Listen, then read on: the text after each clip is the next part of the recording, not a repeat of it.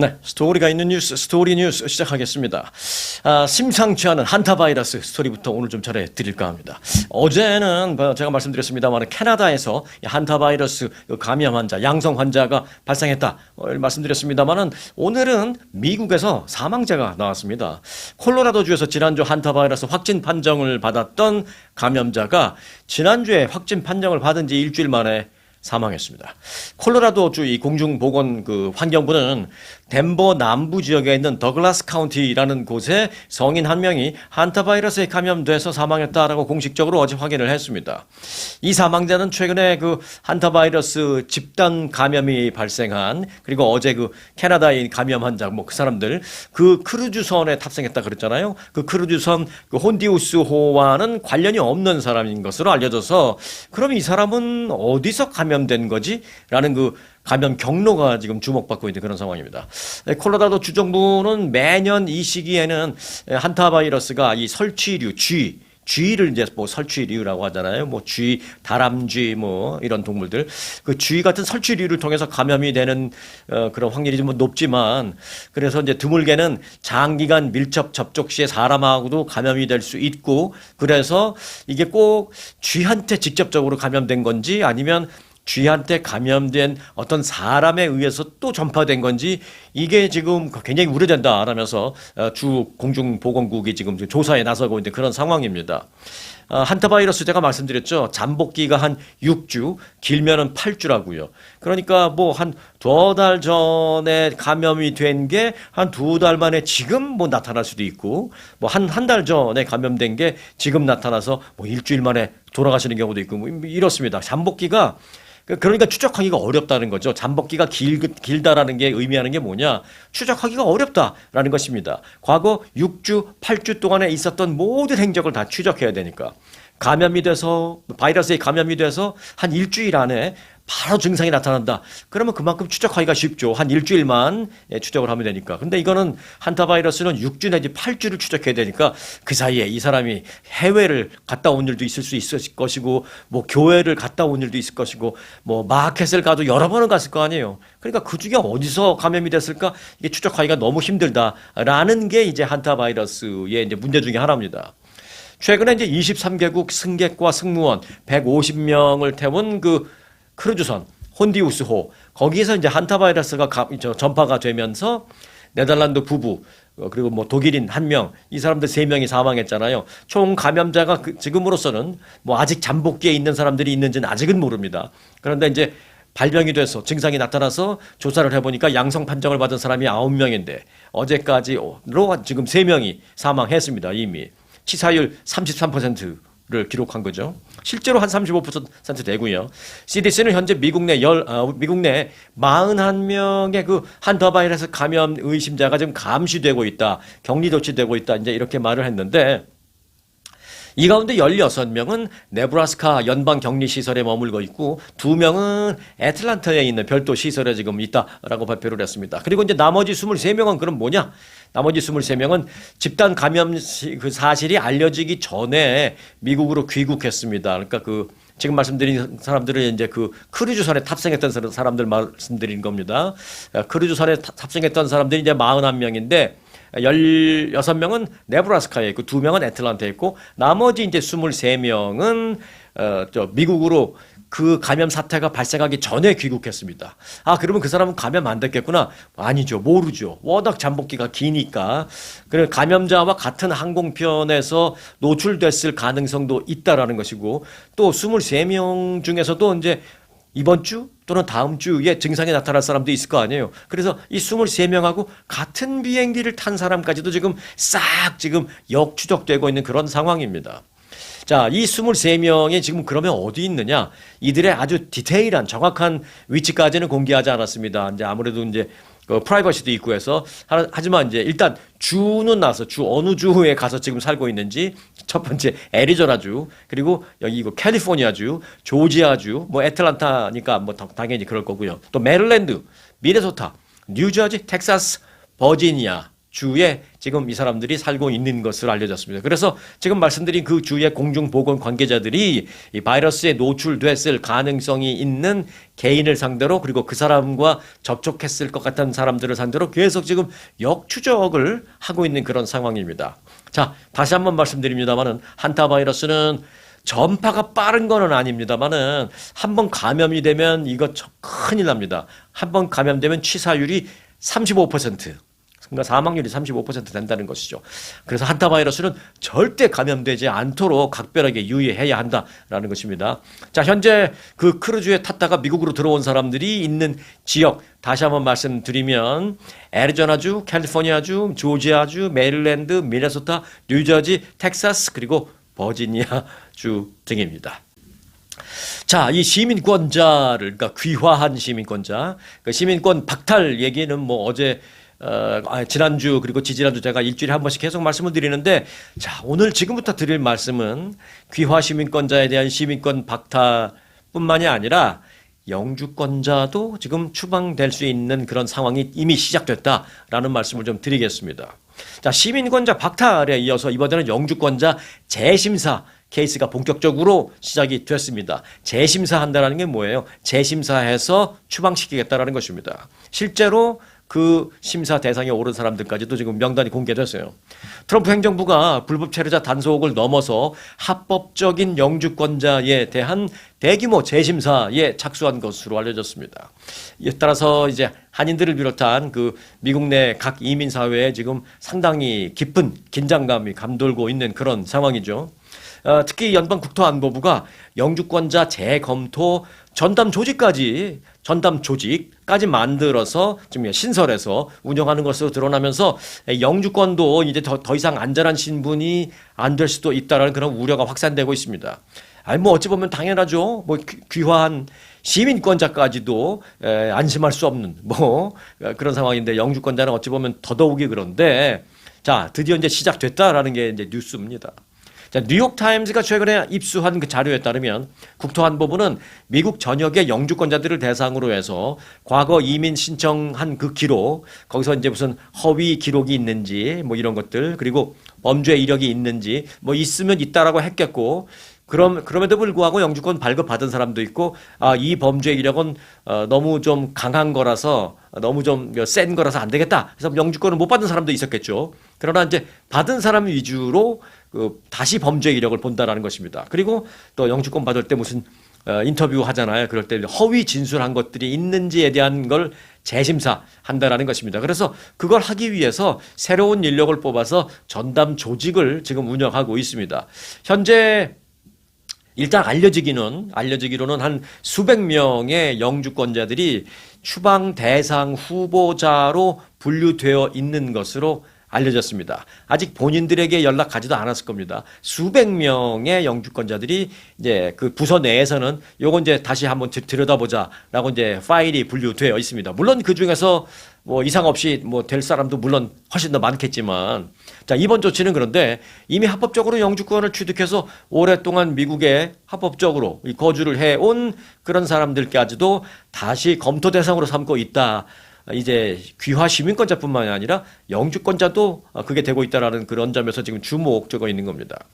자료에 따르면 지난 5월 7일 이제 자료가 나왔는데 그 날짜 기준으로 해서 약 2,890건의 영주권자 사례가 검토됐거나 일부는 이제 검토해서 오케이 돼서 그냥 넘어간 케이스도 있고, 일부는 야 요거는 다시 리뷰해 봐야 되겠는데 그래서 재검토하려고 이제 이쪽으로 분류된 그런 경우도 있다라고 합니다. 현재 2,890건, 거의 약 3,000건 정도를 그렇게 이제 재심사를 해서 이제 분류를 해놓고 있다고 합니다. 그래서 그 중에서 이제 수백 건이 이제 요건 좀 들여다봐야 되겠다, 이렇게 되고 있다는 것이죠. 자, 이 가운데 약 80%는 추가 조치 불필요 판정, 소위 말해서 이제 오케이 해서 이제 통과가 됐는데, 그 중에서 한 500건 정도가 여전히 재검토 단계로 재분류 됐다라는 것입니다. 자, 내부 관계자들은 앞으로 수만 명의 영주권자가 추가적으로 그 재심사 대상에 포함될 수도 있다라고 밝혀서 충격을 주고 있습니다. 지금은 이제 3,000건 정도 했지만 앞으로 수만 명이 재심사될 수 있다. 뭐 이거죠. 지금 이번에 그 재심사를 담당하는 조직은 이민국 내에 새롭게 만들어진 신설된 전술작전국 산하의 부서입니다. 전술작전국이라고 있는데 그 밑에 이 영주권자들 다시 한번 리뷰해봐라는 그 부서가 만들어진 겁니다. 이 조직에는 시민권 박탈 그리고 영주권 재심사 등만을 전문적으로 다루는 그런 인원들이 배치된 것으로 알려졌습니다. 이들이 이제 위에서 업무 지시를 받고 막 그럴 때 이제 요즘은 이메일로 다 업무 지시하잖아요. 그리고 이제 무슨 커뮤니케이션 같은 거 이메일로 많이 하는데 그들이 그 교환한 그 일 때문에 그런 교환하는 소위 말해서 이제 업무, 내부 업무 이메일이라고 하잖아요. 그걸 보니까 이 조직을 자기네들끼리 뭐라고 부르냐면 시민권 박탈 및 영주권자 추방기구. 이렇게 이건 뭐 공식 외부에다 말하는 공식 조직 명칭은 아니고요. 자기들끼리는 그렇게 부르고 있는 것으로 밝혀졌다라는 것입니다. 시민권 박탈 및 영주권자 재심사 부서 이렇게 부르고 있다라는 것입니다. 미국의 이민 변호사들 관계자들은 이렇게 말하고 있습니다. 이번 조치는 과거 어느 행정부 때보다도 더 공격적인 그런 재심사 정책이다 이렇게 말하고 있습니다. 기존에는 주로 중범죄자나 국가안보 관련 사안이 있는 그런 경우에 한해서 영주권 박탈이나 무슨 뭐 시민권 추방 절차 등등이 추진되는 경우였습니다만 그래서 그게 뭐 1년에 몇 건 손에 꼽을 정도 몇 건이었습니다만은 이제는 보다 광범위한 대상에 대한 선제적인 검토가 이루어지고 있다라는 것입니다. 오죽하면 그래서 이민국이 각 지역 사무국에다 말했어요. 한 달에 200건 이상 시민권 박탈 케이스를 찾아내라 이랬잖아요. 지금 시민권이 박탈된 케이스가 지난 10몇 년 동안 한 11건 정도밖에 안 되거든요. 그러니까 1년에 뭐 한 건 정도인데 1년에 한 건이 아니라 한 달에 200건 이상 찾아내라고 지금 그러고 있습니다. 그래서 그렇게 하기 위해서 전담 부서까지 만들었다라는 것입니다. 자, 이에 따라서 이제 많은 한인들을 포함한 그 이민사회, 특히 이제 시민권자는 물론입니다만 이제부터는 또 영주권자들까지도 굉장히 심리적으로 불안한 그런 상태를 만들고 있는 상황입니다. 오래전에 영주권을 받았기 때문에 미국에 사는데 뭐 시민권은 받아도 되지만 뭐 굳이 특별히 시민권 받을 필요성을 못 느끼신 분들 많죠. 그래서 그냥 영주권 갖고 뭐 사는데 지장 없고 내가 뭐 영주권 갖고 이제 영주권 받아놓고 있다가 한국에 나가서 1년에 막 10달 있다 들어오고 막 이런 사람 있잖아요. 그럼 이제 들어올 때 한두 번 정도는 이제 제재를 당하고 나중에는 너 영주권 반납해라 이런 소리 듣잖아요. 당신 영주권 미국에 살겠다고 영주권을 받아놓고 보니까 1년 동안에 10달 한국에 가 있었네. 이럴 걸 영주권을 왜 받았어? 그럼 영주권 반납하지? 이러면서 이제 이민국이 이제 자꾸 이제 소위 말하는 딴지를 거는 그런 경우가 많이 있는데 이 딴지 거는 것도 사실은 양호한 겁니다. 그 전에 그렇지 지금은 딴지가 아니라 일로 와봐봐 해서 재심사로 분류될 수 있다라는 것이죠. 근데 그렇게 한국에 나가서 뭐 1년에 10달씩 있고 그런 분은 아니고 나는 뭐 한 1년에 한 번 나가서 한 2주일 정도 관광하고 식구들 얼굴 보고 들어오고 그런 거니까 뭐 상관없어. 뭐 실제로 그래서 상관없죠. 그래서 이제 영주권을 갖고 그렇게 사시는 분들이 대부분입니다. 뭐 미국 오신 지 20년 되고 그래도 그냥 영주권으로 살죠. 특별한 불편함을 못 느끼는 경우에. 그런데 이제 영주권자들도 이제 그런 걸 뒤져본다니까 좀 불안한 마음이 퍼지고 있는 것입니다. 그래서 오래전에 영주권 받음으로 인해서 그 당시에 했던 어떤 서류 제출 내용 또 인터뷰했던 내용 이거 뭐 다 끝난 거로 생각하고 있습니다만은 경미한 범죄 기록이라든지 또는 뭐 오래된 이민 서류의 어떤 작은 실수나 작은 오류, 뭐 불일치 이런 문제가 다시 불거지지 않을까라는 걱정이 있는 겁니다. 그리고 내가 확실하게 무슨 범죄는 당연히 없어도 무슨 서류상에 내가 혹시 말한 것과 진술한 것과 이 서류에 기재한 것과 혹시 좀 다른 그런 내용이 있는 건 없나? 기억이 안 나죠. 당연히 기억이 안 나죠. 왠지 막연한 불안감을 갖게 되는 그런 상황이 지금 조성되고 있다라는 것입니다. 때문에 영주권 재심사 전담 부서, 시민권 박탈 전담 부서 이런 부서가 신설돼서 지금 출범을 해서 일을 하고 있다라는 게 지금 이민사회에 상당한 불안감을 주고 있습니다. 사실 이제 사회에 있어서 특히 이제 경제 문제와 관련해서 어떤 그 불안감이 좀 확산되고 있다면 사람들이 좀 위축되고 웬만하면 밖에 나오지도 않고 돈도 좀 안 쓰고 뭐 여행도 좀 덜 가고 뭐 이런 것 때문에 사실은 경제는 돌아야 되는데 이 돌지 못하는 그런 상황이 있거든요. 그래서 사실 이런 어떤 비록 미국에서 큰 틀에서 봤을 땐 비록 이민 사회와 관련된 얘기일지 모르지만 이 큰 틀에서 보면 이게 사회에 자꾸 이제 불안 요소가 자꾸 가미되면 경제적인 측면에서 좀 부담되는 좀 방해 요소가 되거든요. 경제가 좀 이게 돌아가는 데 있어서.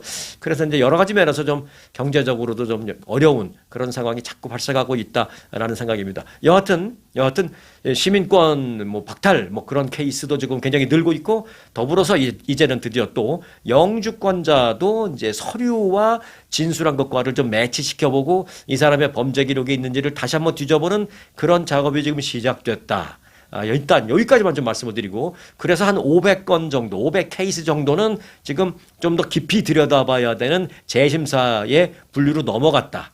그리고 앞으로 수만 건 정도가 다시 한번 심사를 이제 물론 통보하는 건 아닙니다만은 그런 상황이 됐다라는 상황까지만 지금 여러분들에게 알려드릴 수 있습니다. 이 부분과 관련해서는 또 새로운 뉴스가 나오는 대로 바로 여러분들에게 전해드리겠습니다.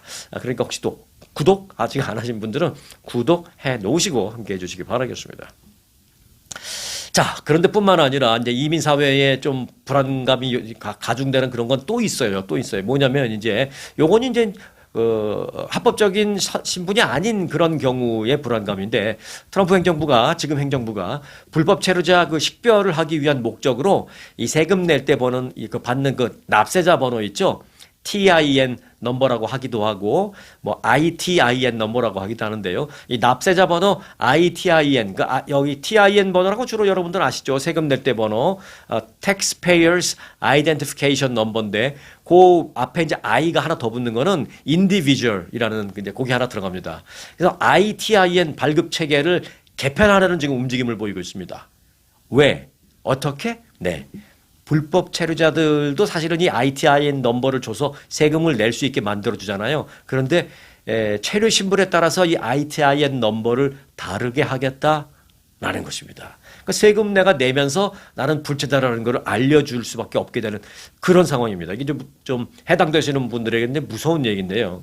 자, 보도에 따르면 트럼프 행정부는 불체자를 명확하게 구분할 수 있게 하는 ITIN 발급 시스템을 이원화하는 방안을 지금 추진하고 있습니다. 어떻게 이원화? 합법 체류 신분, 뭐 예를 들어 앞에다가 뭐 A를 붙인다든지, 불체 신분은 뒤에다 뭐 B를 붙인다든지, 이건 예를 든 겁니다, 제가.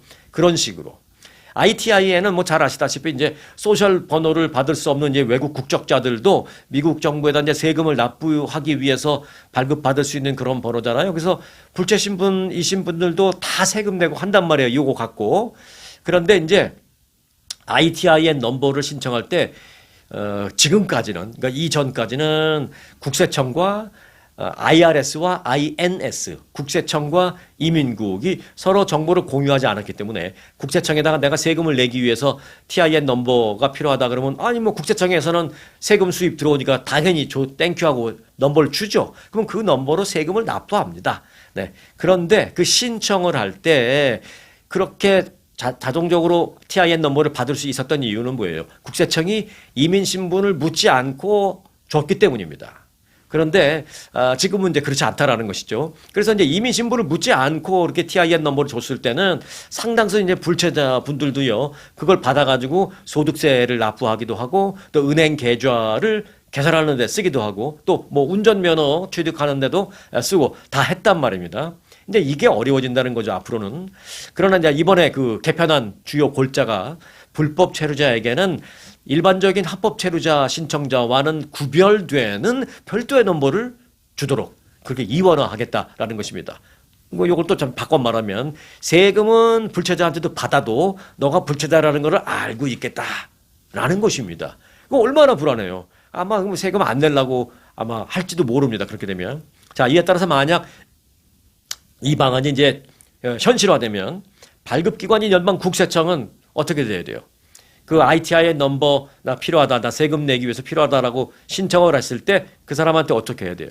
이민 신분을 물어봐야 됩니다. 네. 합법 체류를 입증하면 뭐 예를 들어서 A로 시작하는 넘버를 줄 것이고 합법 체류 신분을 입증하지 못하면 B로 시작하는 걸 줄 겁니다. 그러면 확연히 드러나는 거죠. 내가 불체자라는 것을. 사실상 이것은 뭐냐? 세금을 받겠다라는 게 아니라 세금을 일정 부분 못 받아도 좋으니까 불체자를 색출하겠다라는 거하고 뭐 똑같은 얘기입니다. 네. 그래서 이제 일각에서는 우려의 목소리가 나오고 있습니다. 한편 트럼프 행정부는 이 납세자 정보를 이민 당국과 공유하려고 했고 어느 정도 공유를 했어요. 원래는 이제 국세청과 이민국, 국세청은 IRS죠. 그리고 이민국은 INS죠. 네. 이 IRS와 INS가 서로 인포메이션을 공유하는 게 안 됐는데 트럼프 행정부가 들어서면서 이걸 공유하도록 했습니다. 잠깐 동안. 근데 왜 잠깐이냐?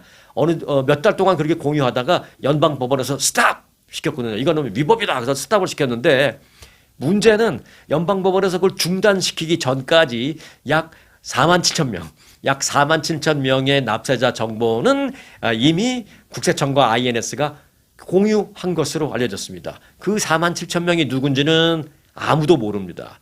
정부만 알고 있죠. 네, 그 명단을 공개한 건 아니니까.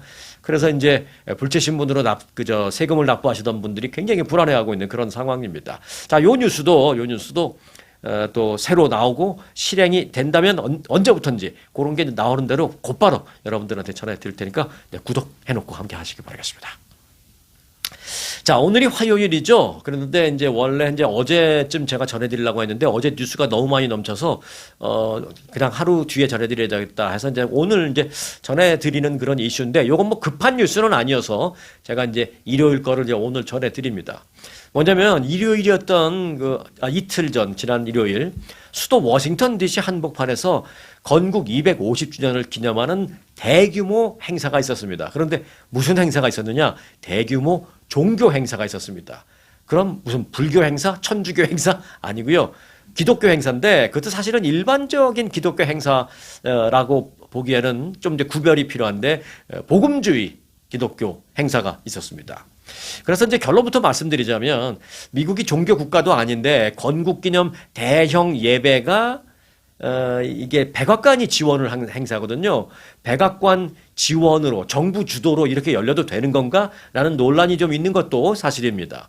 그는 오늘 그래서 이제 이 시간은 잠깐 여러분과 함께 그 안으로 그 속으로 좀 들어가 볼까 합니다. 스토리를 제가 쭉 말씀드릴 테니까 그 스토리를 다 들어보시고 여러분들은 어떻게 생각하는지도 한번 의견을 교환하는 것도 좀 의미 있을 것 같다라는 생각입니다. 자, 일단 스토리는 이렇습니다. 지난 일요일 대규모 이후 예배는 백악관의 지원으로 열렸던 행사였는데요. 트럼프 대통령을 비롯해서 이 정관계 핵심 고위 인사들이 뭐 직접 참석한 사람들도 많고 아니면은 뭐 영상으로 축하 메시지를 보낸 그런 사람들도 많고 막 그래서 일각에서는 이제 정교 분리, 정치와 종교는 분리해야 한다라는 것이 미국의 헌법에 되어 있는데 여기 어긋나는 것이 아니냐라는 그런 이제 얘기를 하고 있습니다. 자, 이틀 전 워싱턴 DC 한복판의 그 내셔널 몰에서는요, 그 Rededicate 250, Rededicate 250이라는 제목의 초대형 야외 예배가 열렸습니다. 전국 각지에서 수만 명이 모여들었습니다. 이 내셔널 몰은 뭐 그쪽에 사시는 분들은 잘 아시겠습니다만은 워싱턴 기념탑이 있고 그다음에 링컨 기념관 등이 이제 있는 그쪽인데 그 앞에 큰 광활한 그런 광장 같은 게 있잖아요. 네. 과거 옛날에 그 여의도 광장 생각나는 그런 게 있습니다. 그런데 이제 눈에 띄는 것은 이 대형 예배의 제목이었습니다. 그 제목 앞서 말씀드렸다시피 Rededicate 250이었는데요. 직역하자면 뭐 250은 당연히 미국 건국 250주년 그겁니다. 그러니까 Rededicate는 재헌신이라는 뜻이죠. 다시 헌신한다라는 그런 건데 일단 250은 말씀드렸다시피 이제 미국 건국 250주년. 그리고 주목되는 점은 바로 그 앞에 있는 단어입니다. Rededicate라는 단어입니다. 이게 이제 물론 Rededicate라는 영어 단어를 직역하면 뭐 재헌신하다, 다시 바치다, 뭐 그런 의미이긴 합니다만은 이게 이제 비종교적으로 그런 의미로만 단순하게 받아들일 수는 없습니다. 왜? 이게 종교 행사였으니까요. 그래서 이제 종교적으로 쓰이는 그 의미를 우리가 받아들일 필요가 있는데 이 rededicate라는 단어는 기독교적 그런 의미로 보면 이런 겁니다. 다시 바치다, 다시 헌신하다 뭐 이런 뜻을 가진 그런 단어입니다. 그러니까 조금 더 신앙적으로 본다면 기존에 내가 했던 어떤 결심이라든지 이게 어느 정도 시간이 지나면 좀 느슨해지고 이제 그렇잖아요. 누구든지 그렇죠. 뭐 옛날에 그 한국에서 교회 오래 다니신 분들은 기억하실지 모르겠습니다. 그 막 교회에서 일년에 몇 번 부흥회 하잖아요. 외부에서 막 목소리 크신 부흥 강사님 데려다가 막 부흥해야죠. 그러면 2, 3일 그 부흥회 갔다 오면 왠지 나도 모르게 그래 내가 신앙생활 좀 더 열심히 해야 될 것 같다라고 뭐 마음도 좀 다짐하기도 하고 좀 그렇죠. 그런데 시간이 조금 지나면 좀 그게 약간 느슨해지고 그런 게 뭐 인간이면 다 그렇잖아요. 그러니까 그런 결심하고 했던 것을 다시 한번 다짐하다, 다시 결심하다. 이제 이런 게 다 종교적인 용어로 rededicate를 그렇게 해석할 수 있습니다. 그런 어떤 종교적인 신념을 위해서 마음을 다시 가다듬고 온 힘을 쏟다라는 어떤 그 표현을 할 때 교회에서 정말 자주 쓰는 그런 용어입니다. 미국 교회에서 자주 쓰는 단어입니다. 그런데 이제 국가적인 행사에 이 단어가 사용된 만큼 이틀 전 그 대형 예배의 그 rededicate 250 이라는 행사는 결국 미국 건국 250주년을 맞아서 미국을 하나님께 다시 바친다, rededicate 한다, 하나님께 다시 바친다, 뭐 이런 영적 다짐의 의미로 풀이되고 있습니다. 실제로 거기 나와서 연설한 사람들이 다 그렇게 얘기했어요. 우리나라를 하나님께 다시 바쳐야 됩니다. 또는 어떤 사람들은 우리의 모든 권리는 나라로부터 오는 것이 아니라 하나님으로부터 온 것입니다. 뭐 이렇게 얘기하고 다 그랬습니다. 얼핏 보면 약간 그 종교 집회 같이 정말로 부흥 집회 같이. 실제로 이제 피트 헤그세스 국방장관 요분이 이제 미국 행정부 지금 현재 행정부의 그 장관급 강요 가운데 가장 좀 복음주의에 가까운 뭐 그런 분 중에 한 분이 피트 헤그세스 국방장관입니다. 그 헤그세스 국방장관을 비롯한 정부의 고위 관계자들이 현장에 많이 참석을 했어요. 그런데 이들이 다 연설을 하면서 다 그런 얘기를 했습니다. 이들은 미국의 권리는 정부가 아닌 하나님께로부터 온 것이다 라고 말했습니다. 우리 미국 USA의 모든 힘과 권리는 USA 거버먼트에서 온 게 아니라 하나님한테 온 거다. 약간 그 신정국가, 종교국가 같은 그런 얘기를 했습니다. 그러면서 건국 250주년을 맞아서 우리가 이 나라를 하나님과 조국에 다시 바쳐야 합니다. 뭐 이런 얘기도 했고요. 그러니까 rededicate 합시다. 뭐 이런 거죠. 그런 말을 나와서 연사들이 다 그렇게 얘기를 했습니다. 그러니까 이번 예배에는 트럼프 대통령과 마코 루비오 국무장관 이분들은 직접 참석하지 않고 트럼프 대통령도 이제 영상 메시지로 축하 메시지 보냈습니다. 그래서 현장에서 상영이 됐고요. 말씀드렸던 피트 헤그세스 국방장관과 또 마이크 존슨 연방 하원 의장은 직접 그 자리에 참석해서 연단에 올라 축사를 그렇게 했습니다. 연단의 무대 위에는 한 20명 정도의 그 종교 지도자들이 쫙 앉아 있고 또 때로는 뭐 서 있고 이제 그렇게 했었는데 그 20명 정도 가운데 한두 명만 제외하고는 나머지는 거의 90%의 종교 지도자들 거기 있는 사람들은 전부 다가 공통점이 뭐냐? 극단적인 복음주의자 목사님들이었습니다. 자, 그런데요. 그 중에서도 가장 눈에 띄는 인물이 한 명 있었습니다. 누구냐? 그의 이름은 프랭클린 그레이엄 목사였습니다. 프랭클린 그레이엄. 어딘가 좀 이름이 좀 낯익지 않습니까? 네. 그럼 제가 프랭클린만 빼고 말해볼게요. 그레이엄 목사님. 네. 생각나시죠? 과거 한국에서 그 초대형 집회를 이끌었던 빌리 그레이엄 목사. 네. 그 빌리 그레이엄 목사님의 아들이 프랭클린 그레이엄입니다. 과거 1973년도입니다. 그 여의도 집회에 거기 참석하셨든 아니셨든 뭐 워낙 그게 국가적인 뉴스였기 때문에 아마 다 기억하실 겁니다. 그게 벌써 53년 전 얘기예요. 1973년도 여의도 광장에서 있었죠. 3, 4일 이렇게 막 그 매일 집회가 있었는데 어느 날은 가장 사람이 많이 모인 날, 그날은 무려 110만 명이 모였습니다. 110만 명. 야, 그 시절에 한국의 인구가 지금은 한 5천만 명인데 그때는 한 4천만 명? 정확히 기억 못 하겠습니다만 여하튼 110만 명이 여의도 광장에 모였습니다. 그래서 그때 한 5일 정도 집회를 했는데 5일간 누적 참석 인원이 한 350만 명. 네. 그리고 이제 마지막 날은 하루에 110만 명. 이렇게 동원됐던 초대형 야외 집회를 이끌었던 빌리 그레이엄 목사의 아들이 바로 프랭클린 그레이엄 목사입니다. 이틀 전 그 예배 행사에서 한가운데서 가장 주목을 받은 인물이었습니다. 자, 이건 미국에서 대통령이 되면 내가 대통령직을 성실히 수행하겠다라고 이제 취임식 선서할 때 성경책 위에 손을 올리고 이제 취임 선서를 하잖아요. 그런 모습이 있는 등 기독교적인 전통이 일부 남아있긴 한 것도 사실입니다. 하지만 헌법에 분명히 정교 분리가 되어 있는 것이 사실입니다. 헌법이 최우선이니까. 이 때문에 이번 초대형 행사를 백악관이 주도하고 그리고 이제 고위 정치 인사들이 자기 그 직책을 내걸고 나가서 막 얘기하고 하는 것이 그 정교 분리에 어긋난다, 헌법에 위배된다, 뭐 이런 얘기도 하고 있습니다. 실제로 제가 이제 그 집회를 저는 이제 조금 시간이 지나서 그 녹화 영상으로 봤는데 소개를 다 그렇게 해요. 뭐 예를 들어서 이제 한국식으로 한다면 뭐 피트 헤그세스가 나라로 봤을 때는 국방장관이지만 뭐 어느 교회 다닐 때 뭐 장로님이라고 치자고요. 피트 헤그세스 장로님이 나와서 뭐 연설하겠습니다. 이러면 그 사람이 개인 자격으로 그 교회 장로 자격으로 나갔구나 이제 그런데 그게 아니고 다 그 나라의 직책을 소개했습니다. 그 뭐 전정부, 국방부 장관 또는 이제 연방 상원의원도 많이 나왔어요. 그래서 세니터, 미스터 누구 이렇게 소개를 했습니다. 연방 상원의원 누구 이렇게 소개했습니다. 근데 연방 상원의원 자격으로 나와서 종교 행사, 종교적인 발언을 하는 거죠. 사실은 엄밀히 말하면 그 정교 분리가 되려면 연방 상원의원이라는 게 아니라 어느 교회 다니는 무슨 장로 누구라고 해야 할 텐데 이제 그게 아니라 공식 직함을 갖고 나왔다라는 점 때문에 이제 조금 논란이 있는 것도 사실입니다. 자, 이와 관련해서 노스웨스턴 대학 로스쿨의 앤드류 코플먼 교수는 헌법의 근본 취지에 어긋나는 행사였다 라면서 특정 종교를 분열적으로 포용하고 행정부를 특정 종교와 결부시키려는 의도는 그런 시도는 당연히 위헌 요소가 있다. 뭐 이렇게 반박을 했습니다. 반면에 또 그렇지 않다라는 사람도 있어요.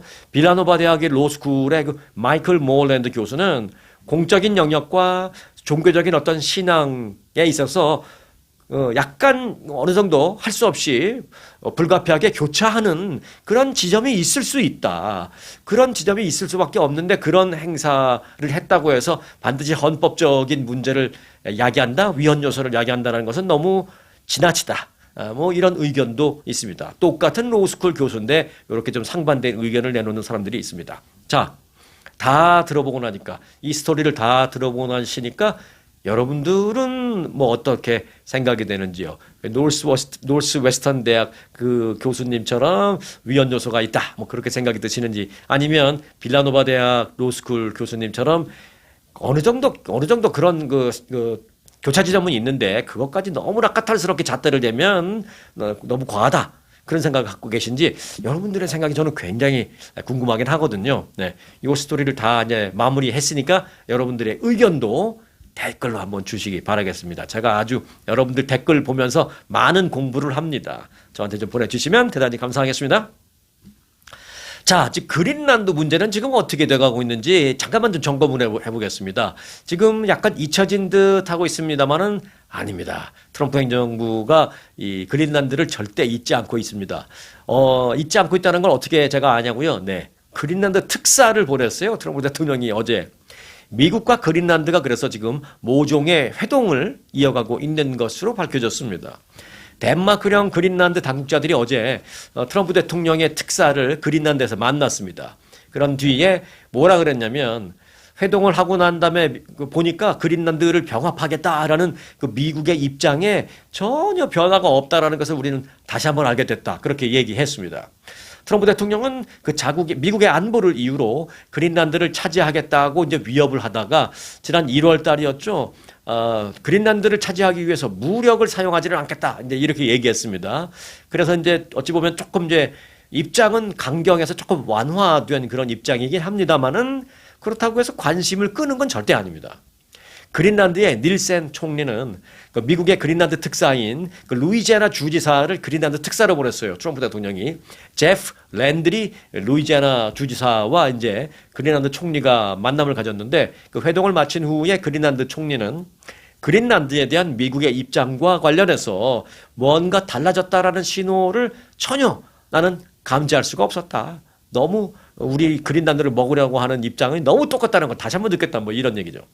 또 그린란드의 외무장관도 우리에게는 넘지 말아야 할 선이 있다. 그럼에도 불구하고 미국이 이 그린란드의 영토를 손에 넣겠다라는 그런 목표를 버리지 않은 것 같다라는 생각을 이번에 다시 한번 확실하게 하게 됐다. 이렇게 얘기했습니다. 특사를 만나고 나니까 더 그걸 느꼈다. 뭐 이런 얘기죠.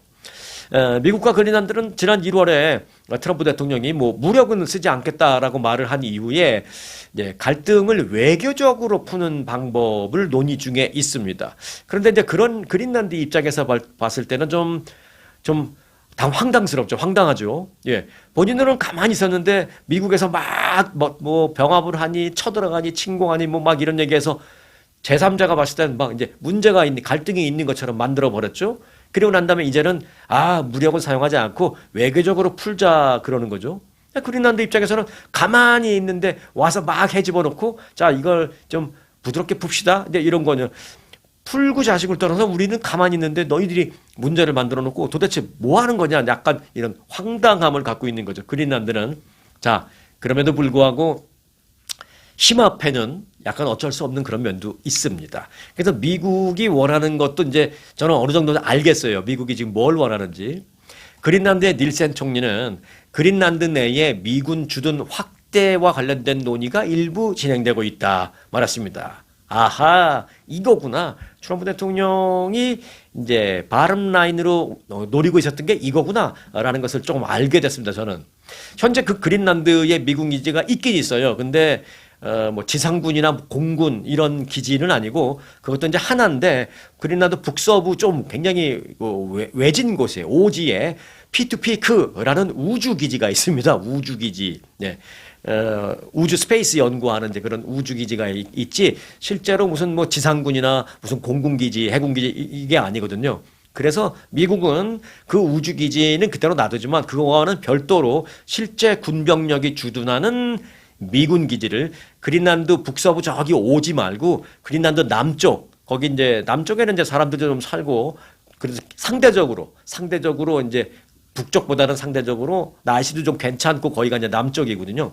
그 남쪽에 미군 기지 3개 하나도 아니고 3개를 지금 만들려는 생각을 갖고 있는 것을 제가 이제 파악했습니다. 이제 그 부분과 관련해서 그린란드 총리와 지금 논의가 있는 것 같은데 그린란드 총리가 이 부분에 대해서는 이제 부인하지 않은 걸 보니 3개까지 몰라도 한두 개의 미군 기지는 신설될 것 같다라는 생각을 하게 되었습니다. 이 그린란드 얘기도 조만간 아주 흥미로운 소식이 나올 것 같습니다. 나오는 대로 이제 바로 전해드리겠습니다. 자, 이란 전쟁 여파로 인플레이션 우려와 함께 채권 금리가 급등했잖아요. 그래서 모기지 금리도 지금 가파르게 오르고 있습니다. 이 때문에 주택 거래량이 지금 늘어나지 못하고 좀 정체되어 있는 그런 답답한 상황이 이어지고 있습니다. 현재 미국의 30년 고정 모기지 금리는 얼마냐? 요건 이제 제가 매번 여러분들이 오해하실까봐 말씀드리는 게 평균입니다. 조금 이제 뉴욕이나 캘리포니아 같은 게 평균보다 금리가 조금 높고요. 뭐 텍사스 같은 데가 조금 낮을 수 있어요. 하지만 일단 평균 금리는 우리가 이제 생각해 볼 수 있는 하나의 잣대, 기준점이 되는 거니까. 자, 30년 고정 모기지 평균 금리는 지금 6.49%입니다. 일주일 전에 비해서 0.04% 오른 겁니다. 요게 최근 이란 전쟁 발발 이후 0. 몇 프로씩 계속 올라가고 있어요. 사실 전쟁 발발하기 전에는 5.99 이런 식으로 6% 아래로 내려간 적도 있었거든요. 그래서 야 이제 드디어 이제 금리가 내려가는 거구나 생각했는데 요게 다시 그냥 6%를 넘어가면서 좀처럼 내려가지 않고 계속 반등하고 있는 그런 상황입니다. 이란과의 전쟁 발발 이후에 유가가 급등하고 인플레이션 우려가 다시 고개를 드니까 이제 모기지 금리는 다시 올라가고 있죠. 그리고 이제 연방준비은행 연준이 이제 금리를 내려야 이것도 같이 내려가는데 연준이 지금 금리를 내리지 못하고 있는 그런 상황입니다. 전쟁 발발 이후에. 때문에 이 같은 그 계속 고금리 상황은 미국에서 그 주택 시장에 상당히 위축되는 그런 모양새를 지금 만들고 있는 상황입니다.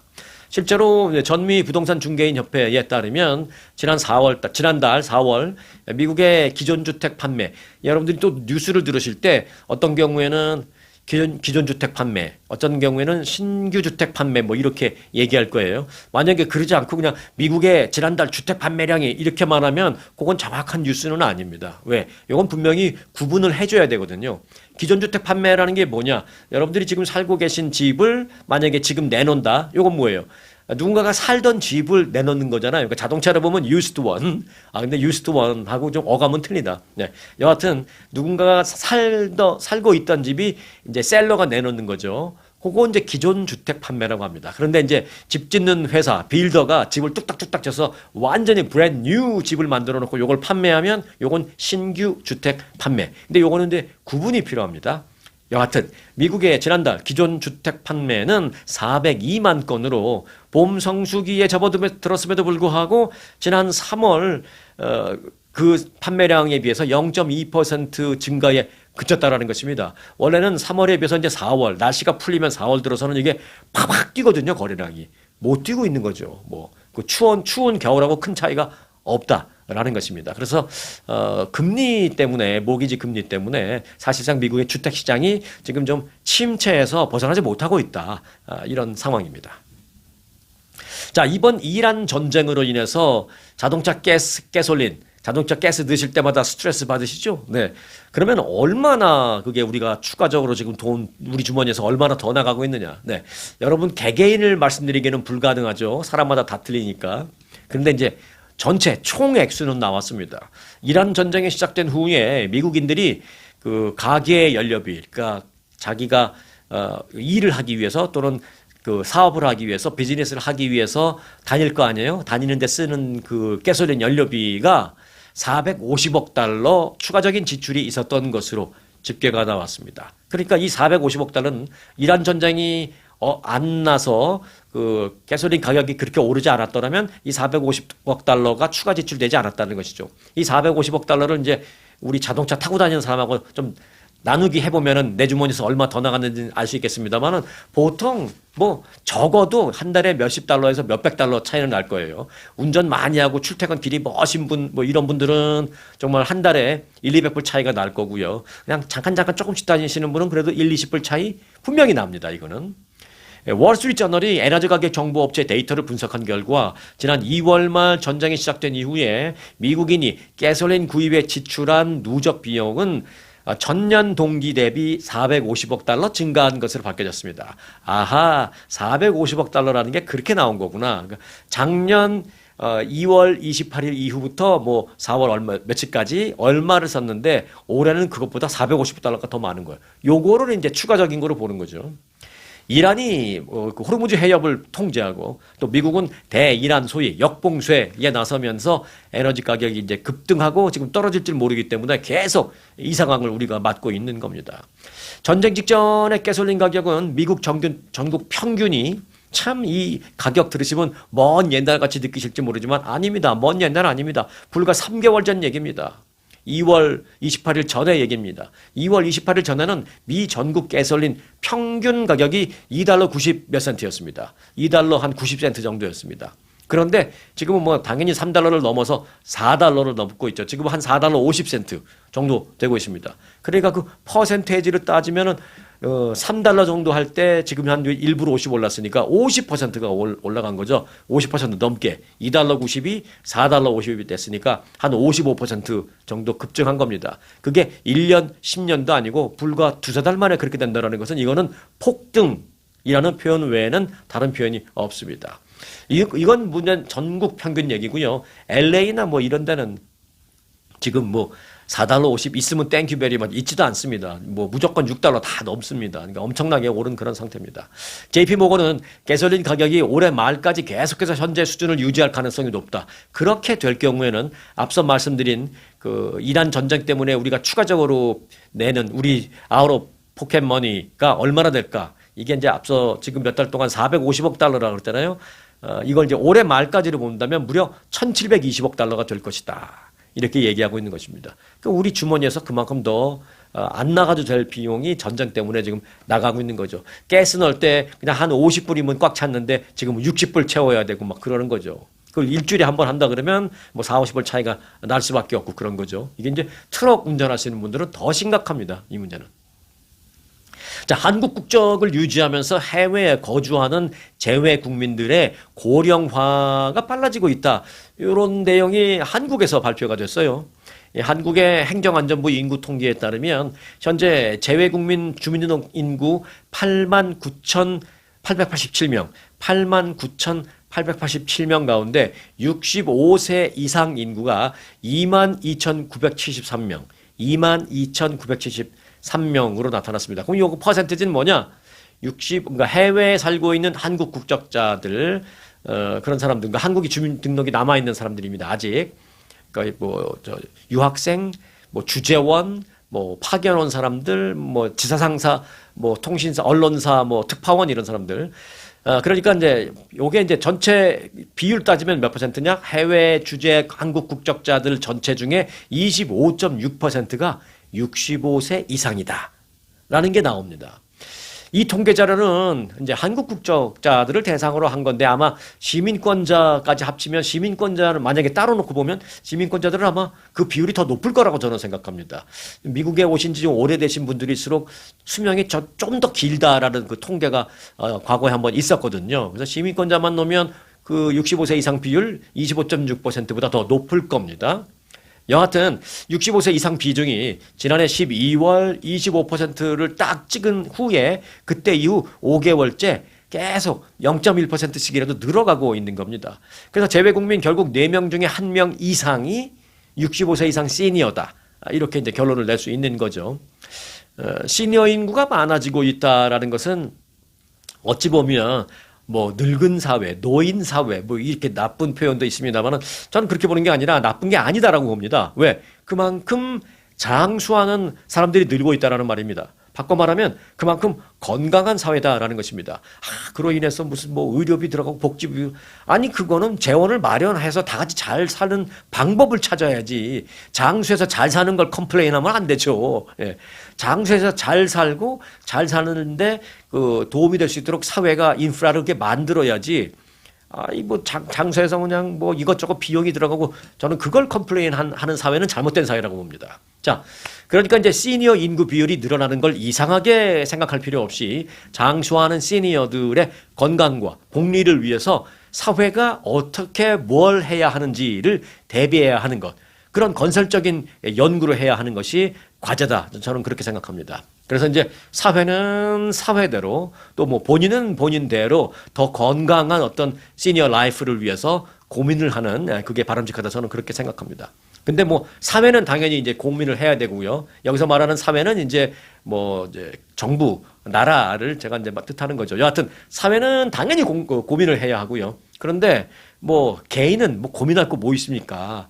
늘 해오시듯이 건강한 식습관 하시고 적당한 운동하시고 또 필요 이상의 스트레스 받지 않고 가급적 긍정적인 생각하면서 재밌게 사는 거. 그러면 되지 특별히 고민할 거 없다라고 생각합니다. 그리고 그렇게 시니어들이 많이 늘어나면 그들을 더 어떻게 행복하게 해줄까, 어떻게 잘 서포트할까는 사회가 고민하면 된다라는 것입니다.